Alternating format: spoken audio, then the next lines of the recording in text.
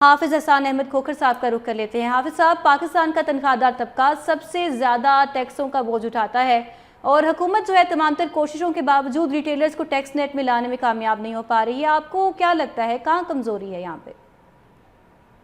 बिस्मिल्लाहिर्रहमानिर्रहीम। आपका शुक्रिया। अगर पाकिस्तान के बजट डायनामिक्स को देखा जाए तो अगर कई दहाइयों से हम देखें तो हम एक ऐसे विशियस सर्कल के अंदर आए हुए हैं कि जिसके अंदर जो आपका टैक्स नेट है या आपका टैक्स बेस है, हम उसको बढ़ाने की तरफ हमारी जो तवज्जो उतनी नहीं है, या वो गवर्नमेंट्स की एफर्ट्स जो है वो उतनी सक्सीड नहीं आती जिसकी तरफ आपने रिटेलर्स की तरफ भी इशारा किया है, या आपका इनकम टैक्स एरियाज भी है, या उसके बाद आपका जो रेशियो होना चाहिए डायरेक्ट टैक्सेस का, वो आपका इनडायरेक्ट टैक्सेस के मुकाबले में कम है।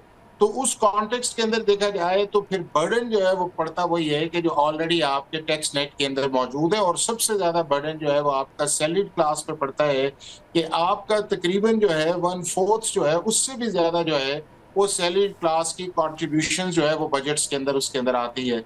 बट साइमल्टेनियसली मैं समझता ये हूँ कि इन सारी चीजों को अब रैशनलाइज कर लेना चाहिए। देखिए 23 दफा जो है हम आईएमएफ के प्रोग्राम्स के अंदर जा चुके हैं, और उसके अंदर जो हमारे जेन्युइन इश्यूज हैं वो जी अभी जी। तक उसी जगह मौजूद है, जिसके सबसे बड़ा ये है कि आपकी डिजिटाइजेशन है, आपकी एग्जम्पशंस हैं जो आपकी कस्टम्स के अंदर है, या आपकी इनकम टैक्स के अंदर है, या सेल्स टैक्स के अंदर है, उनको रैशनलाइज करने की जरूरत है। फिर आपका टैक्स अवेजन एक बहुत बड़ा एरिया है कि हम टैक्स अवेजन को उस लेवल के ऊपर कंट्रीब्यूट करके एड्रेस नहीं कर रहे, जिसका प्रॉब्लम ये आता है कि फिर आपका वो जो एक जेन्युइन टैक्स पेयर है उसको आप ओवरबर्डन कर देते हैं। फिर आपका स्मगलिंग जो है वो एक बहुत बड़ा इश्यू है, जिसके अंदर जाके फिर आपकी इंपोर्ट्स जो है उसके अंदर आप जो है आपको एक बड़ी जो है वो डिस्पैरिटी जो है नजर आती है। तो एज ए होल देखा जाए तो जितनी देर तक मैं समझता ये हूं कि अपने बजट के हम फंडामेंटल्स ठीक नहीं करेंगे, उतनी देर तक आपको ये प्रॉब्लम्स आती रहेंगी। और फंडामेंटल्स आपके ये हैं कि आपने अपनी टैक्स कलेक्शन को बेहतर करना है, आपने अपने टैक्स सिस्टम को सिंप्लीफाई करना है, आपने जो बिजनेस अपॉर्चुनिटीज है देखे ना कि अगर आपकी जो है वो जीडीपी रेशो जो है वो आपकी आ रही है इसकी प्रोग्रेस की जी वो जी। 2.6 या 2.7 के ऊपर है, तो किस लेवल पे फिर आप जाके कह रहे हैं कि 17,600 बिलियन रुपीस जो है वो आपका टारगेट आएगा। फिर उसके बाद जो अगली चीज ये है कि आपका जो मेजर एरिया है, पाकिस्तान बुनियादी तौर पे एक एग्रीकल्चर कंट्री है, उसके अंदर आपकी जो मेजर क्रॉप्स है जिसमें गंदम है, मेज है, ये चावल है, उसके अंदर आपका अच्छा खासा जो है वो डिक्लाइन उसके अंदर आएगा। लेकिन अगर आप उसके साथ साथ पेस्टिसाइड पे जा रहे हैं या फर्टिलाइजर के ऊपर जा रहे हैं तो फिर उससे इनपुट जो है वो आपकी बढ़ेगी। तो मैं ये समझता हूं कि इन सारी चीजों को रेशनलाइज करने का बेहतरीन तरीका ये है कि जेन्युइनली उन चीजों को एड्रेस किया जाए, और सिर्फ आईएमएफ ड्रिवन जो है इस बजट को नहीं लेके जाना चाहिए, क्योंकि आईएमएफ बुनियादी तौर पे आपसे ये कहता है कि आप अपनी टैक्स कलेक्शंस को जो बेहतर करें, ताकि आपकी जो फॉरेन फंडिंग या फॉरेन एड है उसके आपको मिनिमम जरूरत पड़े।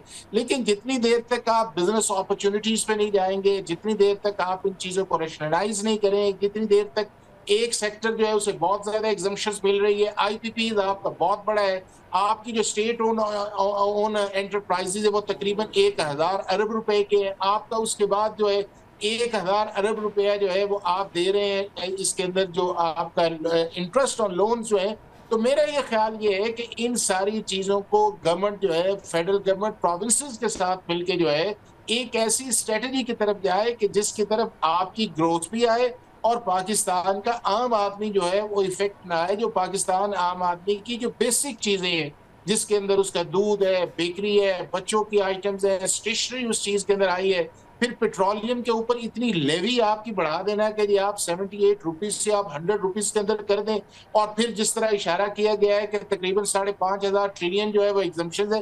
भाई एग्जम्पशन तो आपका स्टैंडर्ड अगर सेल्स टैक्स 18% है, तो अगर पेट्रोलियम के ऊपर आपने 18% लगाना है तो फिर 78 और फिर 100 रुपीज पे जाके जो है जी पेट्रोलियम लेवी जो लगाना है, मेरा ख्याल है बतुक नहीं बनता। तो जब ये है कि आपका इनपुट जो है आप उसे महंगा करते जाएंगे तो फिर उसका इफेक्ट जो है वो आपका डेफिनेटली आएगा जी कि जी। आपका इन्फ्लेशन भी बढ़ेगा, आपके मुल्क के अंदर महंगाई भी बढ़ेगी। और जितना कुछ थोड़ा बहुत इंसेंटिव जो है वो आप देना चाहेंगे, चाहे सैलरी क्लास है या आपकी जो है वो वर्किंग क्लास है, लेकिन उस हिसाब से आपकी इनपुट्स जो हैं जब आप उनकी बढ़ेंगी तो वो जो आपका डिफरेंस आएगा कि जिसको आप कोप अप करना चाह रहे हैं या आप उस डिफरेंस को खत्म करना चाह रहे हैं, मेरा ख्याल है कि उसका इफेक्ट जो है रियल सेंस के अंदर नहीं आएगा। तो जेन्युइनली गवर्नमेंट को अपनी स्ट्रक्चरल रिफॉर्म्स जो है उसकी तरफ जाना चाहिए, अपनी ग्रोथ की तरफ जाना चाहिए, मैन्युफैक्चरिंग की तरफ जाना चाहिए, नई एवेन्यूज की तरफ जाना चाहिए, और जिन सेक्टर्स के अंदर आपने अनड्यू एग्जम्पशंस दी हुई है उसको रेगुलेट करें, चाहे वो इनकम टैक्स का सेकंड शेड्यूल है, चाहे आपका सेल्स टैक्स का 6 या 8 शेड्यूल है, या आपका कस्टम्स एक्ट का 5th शेड्यूल है। सारी चीजों को जो है वो एक ही नजर से नहीं देखना चाहिए, बल्कि जहां के ऊपर एक आम आदमी जो है उसकी इंसेंटिव की बात है उसको प्रायोरिटी पे देखना चाहिए, और जिन सेक्टर्स के अंदर मोनोपोली कायम हुई हुई है और अनड्यू फेवर्स जो है वो एग्जम्पशंस की ठीक सूरत है, के सही अंदर कह या रहे हैं रिबेट्स आप, की हमारे सूरत के आम अंदर। आदमी के इंसेंटिव को प्रायोरिटाइज करने की ज़रूरत है। इसी पर हम फिर से बात करेंगे, आप हमारे साथ ही मौजूद रहिएगा। अब अपने नुमाइंदा मुर्तज़ा की तरफ रुख करते हैं। मुर्तज़ा, जैसा कि हाफिज़ साहब ने कहा है कि हमारा जो बजट है वो कम्प्लीटली IMF का ड्रिवन नहीं होना चाहिए, क्या समझते हैं बजट में जो रियल स्टेट है उन समेत किन किन शोबों को मज़ीद रिलीफ मिलने का इम्कान है? तो इस 850 सीसी तक जो गाड़ियां हैं उन पर GST की जो शरह है वो 12.5% से बढ़ाकर 18% करने की तजवीज़ है। इसी तरह बेकरी मसनूआत, खाद और कीड़ेमार अद्वियात पर मजीद टैक्स लगाए जाने का इम्कान है। साथ में हर साल सिगरेट पर जो टैक्स है वो बढ़ा दिया जाता था, लेकिन इस बार ये रिवायत ख़त्म करने का प्लान सामने आया है, और इस बार उम्मीद ये जाहिर की जा रही है कि जो सिगरेट पर टैक्स हैं उसमें कमी की जाएगी। इसके अलावा मशरूबात पर जितने किस्म के टैक्सेस हैं उनमें भी कमी का इम्कान है। फिर इसके अलावा वज़ीर-ए-आज़म शहबाज शरीफ ने ख़ास तौर पर प्रॉपर्टी सेक्टर में खुसूसी दिलचस्पी जाहिर की, ताकि जो प्रॉपर्टी का कारोबार है उसको बढ़ाया जाए। तो इस सिलसिले में जो प्रॉपर्टी के ऊपर जो ड्यूटी थी, फेडरल एक्साइज ड्यूटी, उसको ख़त्म करने का फैसला किया गया है, और उम्मीद यह है कि बजट के अंदर फेडरल एक्साइज ड्यूटी जो है उसको ख़त्म कर दिया जाएगा।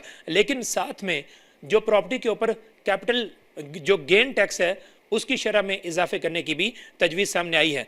इसी तरह टैक्स नेट को बढ़ाने के लिए सोशल मीडिया और डिजिटल प्लेटफॉर्म से जो लोग कमाई कर रहे हैं उनकी कमाई पर टैक्स बढ़ाने की भी तजवीज़ सामने आई है।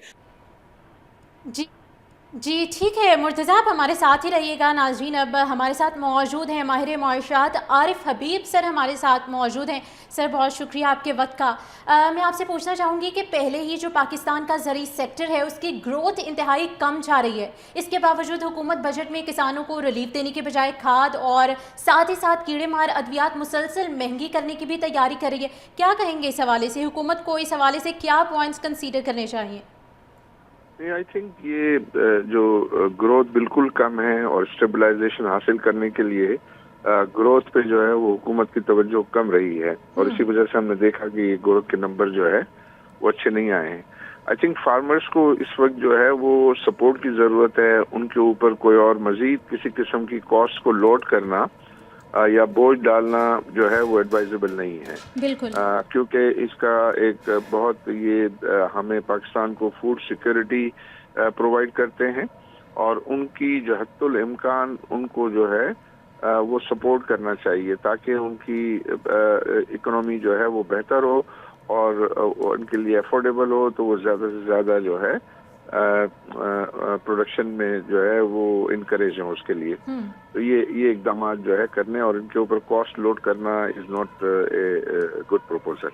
एक गुड प्रपोजल है, बिल्कुल। जैसा कि सर आपने बताया कि बजट से पहले हमें इन तमाम चीज़ों को खातिर ख्वाह रखना चाहिए ताकि लोगों को प्रायोरिटाइज़ किया जा सके। सर, एक और सवाल मैं यहाँ पर आपसे करना चाहूँगी कि बजट जैसा कि आज पेश होने जा रहा है, इससे पहले स्टॉक मार्केट किस लेवल पर है, इस हवाले से क्या कहेंगे आप?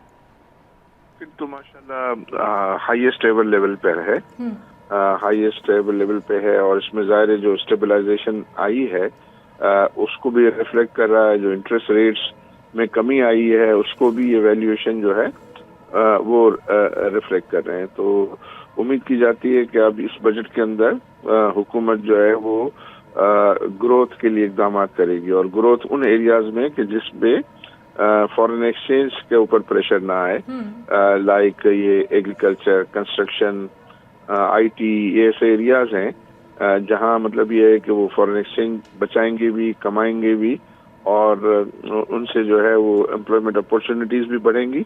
तो वो एरिया को वो केयरफुली सिलेक्ट करके उसमें जो है वो इंसेंटिव्स जो है वो अनाउंस करने की उम्मीद की जाती है। उम्मीद की जाती है सर, जैसा कि आपने कहा कि आज ठीक है, माहिर मुआशियात आरिफ हबीब सर हमारे साथ मौजूद थे, आपका शुक्रिया।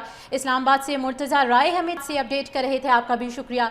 और हाफिज़ साहब हमारे साथ मौजूद थे, एहसान खोखर, एक बार फिर से आप